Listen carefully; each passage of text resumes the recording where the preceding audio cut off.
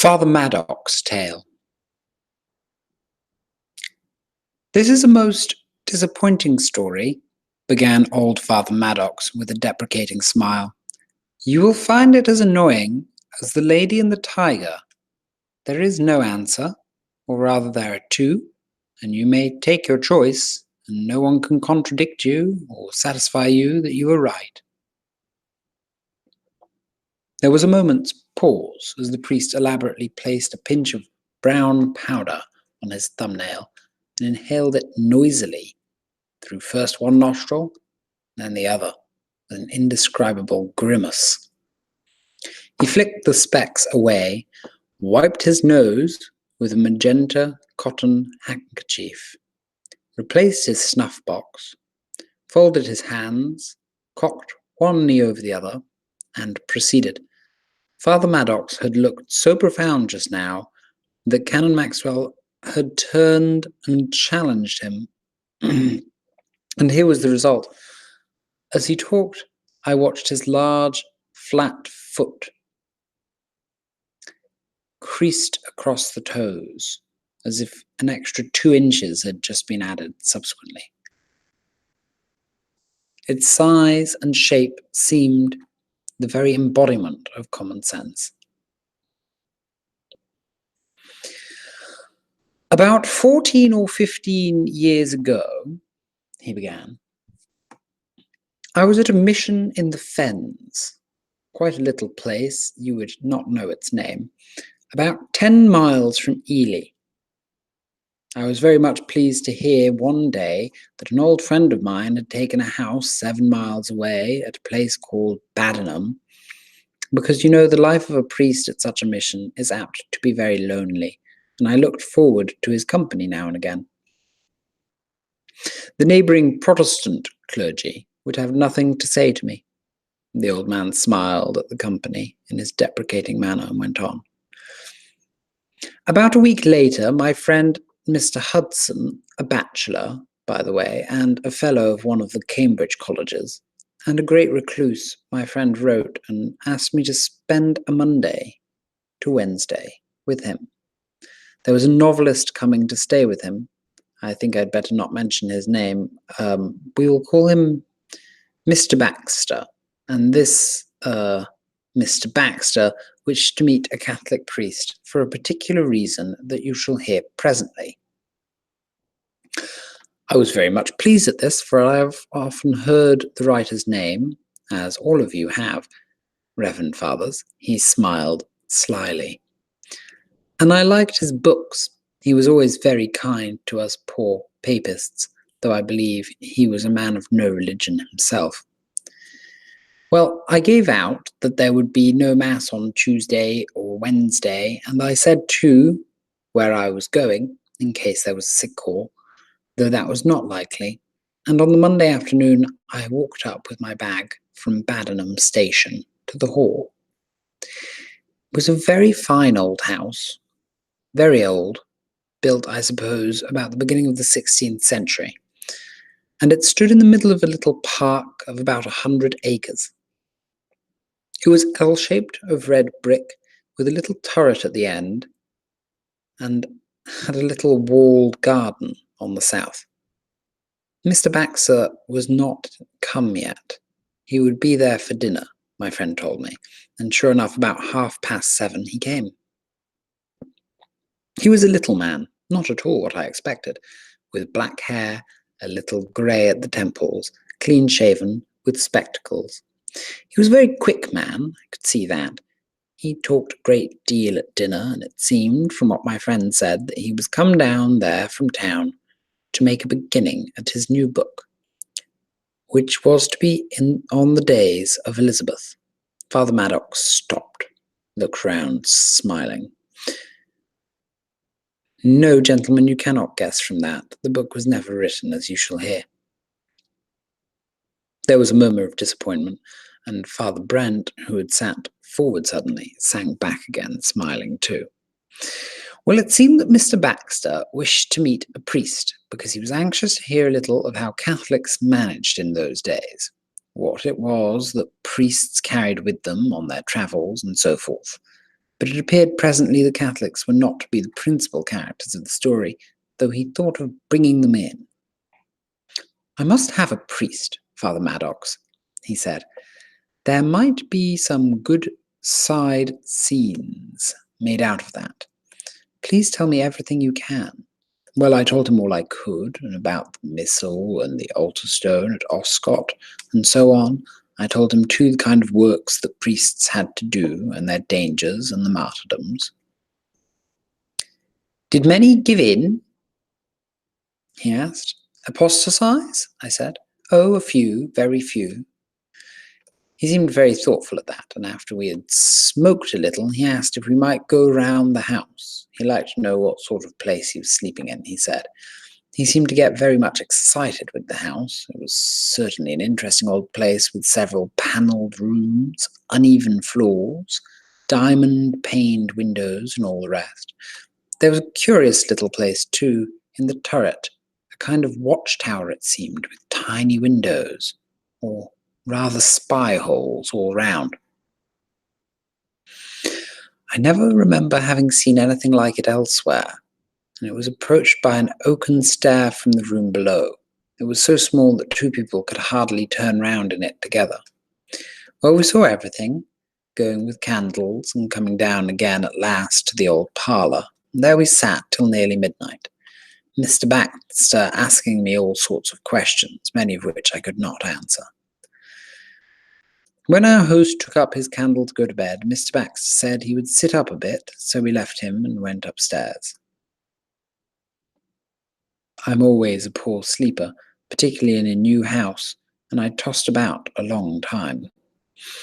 It was winter, by the way, or rather late autumn, so I had a fire in my room, which was at the top of the stairs, the first door on the right. Then, when I did go to sleep at last, I dreamed that I was still awake.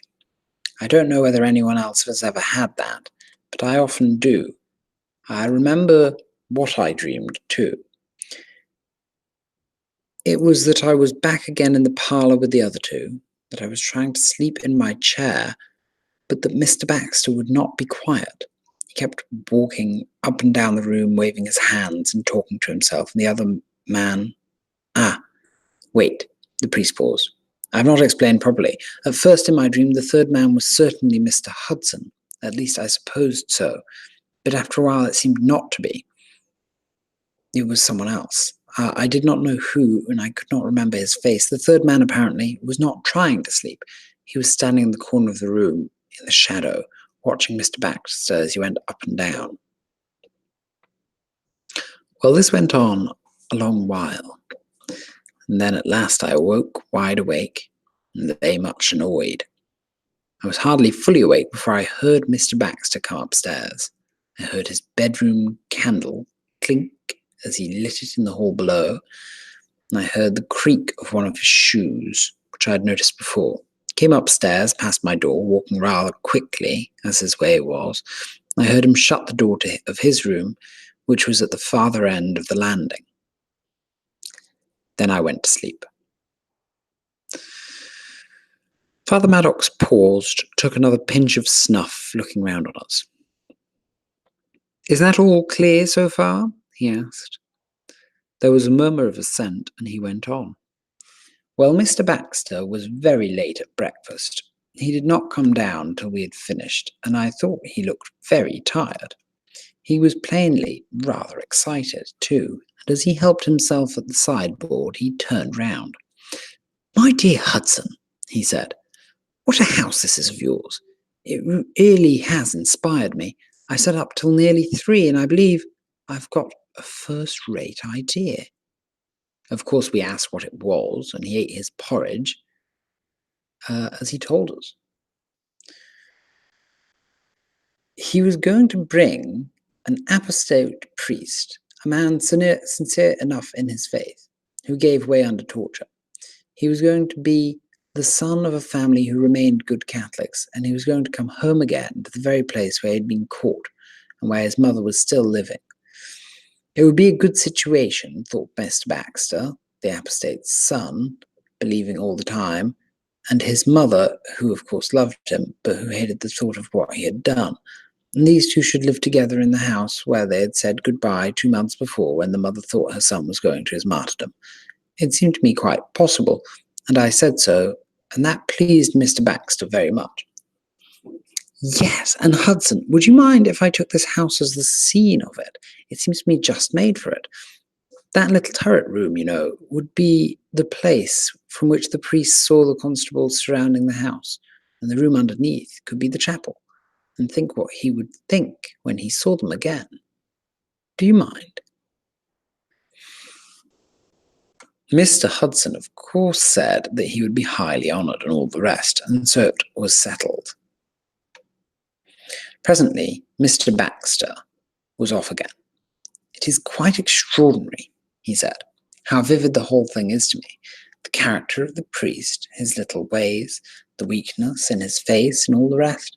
And the mother, too, a fine, silent old lady, intensely religious and intensely fond of her son, and knowing that he had only yielded through pain. He would limp a little from the rack and not be able to manage his knife very well. I asked him presently how he would work out his characters and how far before he began to write. Generally, he said, I leave a good deal to the time of writing. I first get the idea, and perhaps the general appearance of each person, and of course the plot. Then I begin to write, and after about a chapter or two, the people seem to come alive and do it all themselves, and I only have to write it down as well as I can. I think most writers find it happens like that, but this time I must say it is rather different. I don't think I've ever had anything so vivid before. I'm beginning to think that my Catholics will have to be the principal people after all. At any rate, I shall begin with them. He talked like this a good deal at breakfast, and seemed quite excited. It all seemed to me very odd, and particularly so when he said that, when he was once in the middle of the book, his characters seemed almost more real than living people. It was a kind of trance, he said. The real world became shadowy, and the world of imagination, the real one. Since then, I have asked 1 or 2 other writers, and they have told me the same. Well, when we met at lunch, I began to understand how true it all was. He was actually in a kind of waking dream. He'd been writing hard all morning, and it seemed as if he could pay no attention to anything. He didn't talk much, hardly a word, in fact, and finally Mr. Hudson said something about it. My dear man, said the other, I really can't attend. I'm very sorry. But it's a kind of obsession now. I tell you that this book is the only thing that matters to me in the least. They're all waiting for me now in the study. Mr. Jennifer, the apostate, his mother, and an old manservant of the house. I can't possibly come out of this afternoon. This chapter has got to get done. He really was quite pale with excitement, and he rushed out again as soon as he had finished. Well, Mr. Hudson and I went out together, and we got back after about 4, just as the evening was beginning to close in. We had tea alone. Mr. Baxter had ordered it for himself, it seemed, when our host went in to see if he was coming. He's working like a madman, he said when he came back. I've just given him the keys of the turret. He says he's going up there before it's quite dark to see how far away the priest could have seen constables round the house. After tea, I went upstairs to put on my cassock and change my shoes, and as I went into my room, I heard the study door open and Mr. Baxter come out. I watched him from inside go past and heard him cross the landing to get to the turret room and the stairs. Now I must explain. Father Maddox paused, then he leaned forward, drew up a little table by his side, and began to arrange books in the shape of an L. This is the first floor, you understand. This small book stands for the horizontal of the L. My room was here, in the angle, at the top of the stairs. Mr. Baxter's room was on the right, past mine, at the end of the horizontal. Just opposite his room was the one in which he said was to be the chapel. And out of this room rose the turret stairs. This part of the house is only 2 stories high, but the turret itself is high enough to see over the roofs of the upright part of the L, as those rooms, though they have 3 stories of them, are much lower than these others. Very well, then. I heard Mr. Baxter go across and go into the chapel room. I heard his footsteps stop. He was looking, he told us afterwards, at the place where the altar would have stood, and so on. When I had to change my things, I thought I would go out and see how he was getting on. It was very nearly dark by now, so I took one of my candles and went across. The door of the chapel room was open, and I went in. Father Maddox paused once more. I could see that the climax was coming, and I must confess that I felt oddly excited. He seemed such a common-sense man, too.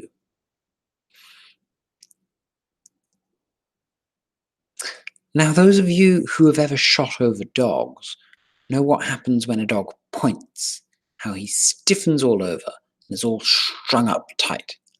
Well, that is what Mr. Baxter was doing. He was standing, rather crouching, with his hands out on either side, palms down, staring sideways up the little staircase that led to the turret. This staircase, I must tell you, ran diagonally up across the further end of the room, like a loft staircase. There were no open banisters. It was masked by panelling, and was generally closed by a door in the panelling, but this was open now, and as I said, he had twisted his head sideways so that his eyes looked up it, to the right.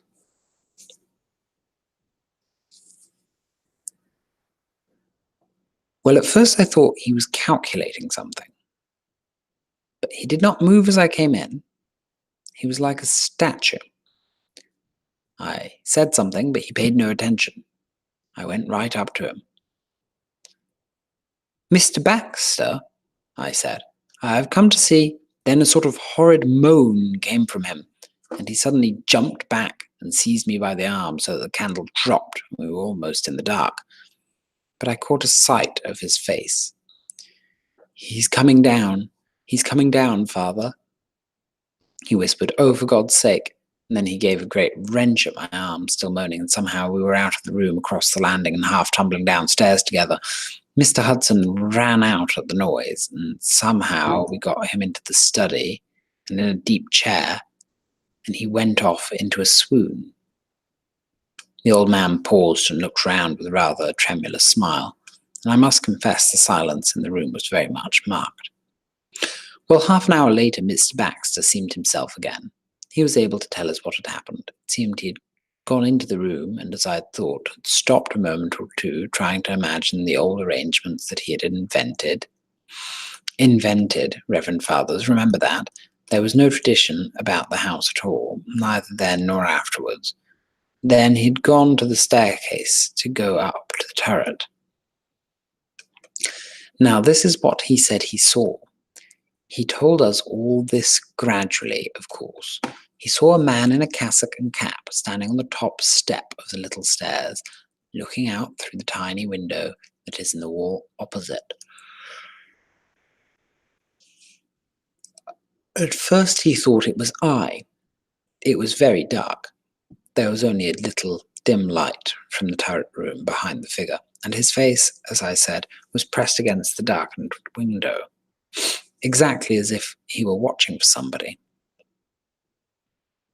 He had called out, and the figure had turned, and he had seen it to be a young man, under 30, with very large, dark eyes, thin lips, and a little round chin. He had seen that absolutely plainly in the light from the window. He also saw, as he looked, that the face was exactly that of the priest whom he had imagined in his story, and who, as he had told us at lunch, was completely vivid to his brain. Well, he had simply stared and stared. He said that fear was not the word at all. It was a kind of paralysis. He could not move or take his eyes away. And what was odd, too, was that this other man seemed paralyzed as well. He said that the lips moved, and the eyes were wide and dilated, but that he said nothing. Mr. Baxter had heard me come in, and at the sound the figure at the top of the stairs had winced and clasped his hands, and after that, with some sort of hopeless gesture, it had begun to come down. Then I had spoken, and Mr. Baxter had turned and seized my arm. Well, there was no doing anything with Mr. Baxter. He lay still, starting at every sound, telling us this little by little. Then he asked that his things might be packed. He must go away at once, he said. We told him what nonsense it all was, how he'd been worked up, that Mr. Hudson talked about the artistic temperament and the rest. But it was no good. He must go. Mr. Hudson rang the bell to give the order.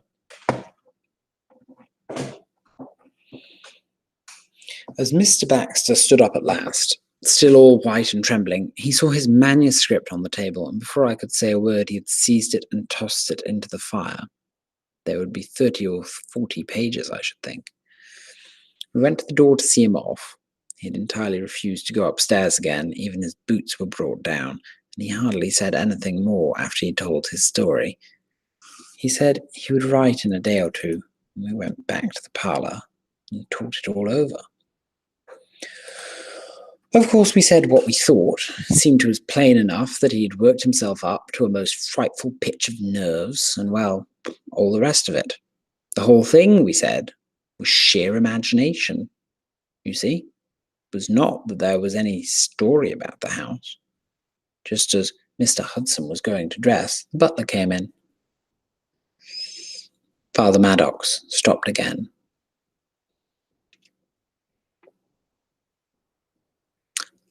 Now, Reverend Fathers, this is the point of the story, and you may draw your own conclusions. The butler came in looking rather puzzled and asked how many there would be for dinner. Mr. Hudson told him 2. Mr. Baxter was not coming back. I beg your pardon, sir, said the man. But what of the other gentleman? Why, here he is, said my friend. 1 and 1 makes 2, Manthrop. But the gentleman upstairs, sir, and his servant. You may imagine we jumped rather at that. And he told us then, one of the maids going across the landing 10 minutes before had seen 2 persons, one of them a younger gentleman, she said, in a long cloak, the other an old man, his servant, she thought, for he was carrying a great bag, come out of Mr. Baxter's room and go into the turret room. The young gentleman was limping, she said. She had particularly noticed that. Father Maddox stopped, and there was a sudden chorus of questions. No, he said.